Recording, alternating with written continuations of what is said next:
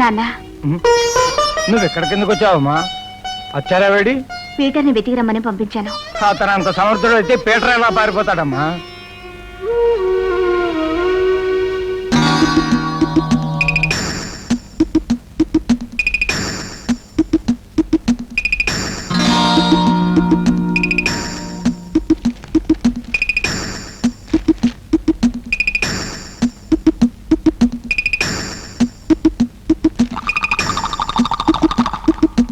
అబ్బా, ఆకలి దంచేస్తుంది.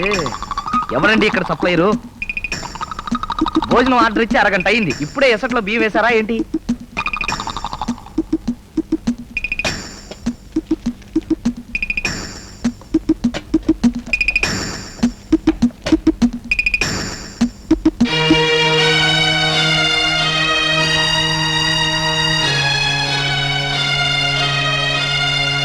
దొంగ దొంగ దొంగ పోలీస్, పోలీస్ దొంగ, దొంగ పోలీస్. అమ్మా, అయ్యో.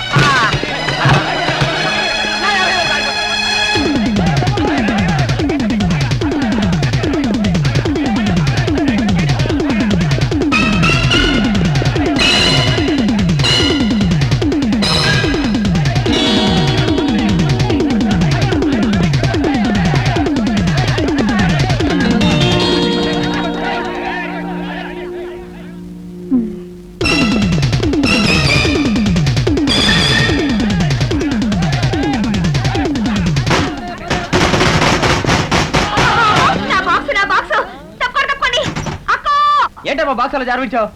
మీ బాక్సులు ఎప్పుడు జారవా? అక్కో! ఏమి ఎక్కడ డెలివరీ అవుతుందా? అవును, డెలివరీ. ప్రాణం పోయిందంటే మీరంతా పాపత్వం అయిపోతారు. తప్పండి తప్పండి తప్పండి. పదండ్రా పోదాం, అది బడి పారిపోయాడు.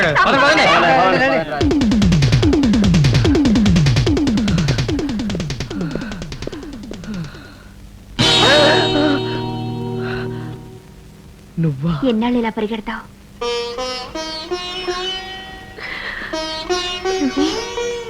ఏడుస్తున్నావా? నన్ను పీటర్ని కుట్రదారులుగా పేపర్లో ప్రకటన చేశారు. నమ్మిన వాడిని నేను, మోసం చేసిన వాడు. ఇద్దరిని ఒకటే అంటాం న్యాయమా? అన్నం తిని 2 రోజులు అయింది. ధైర్యం చేసి హోటల్కి వెళ్ళాను. ఒక్క ముద్ద తిందామని నోట్లో పెట్టబోయాను, అంతే.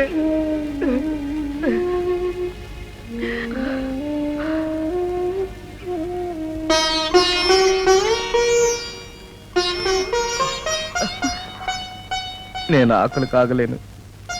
ఆ విషయం నాకు తెలుసు.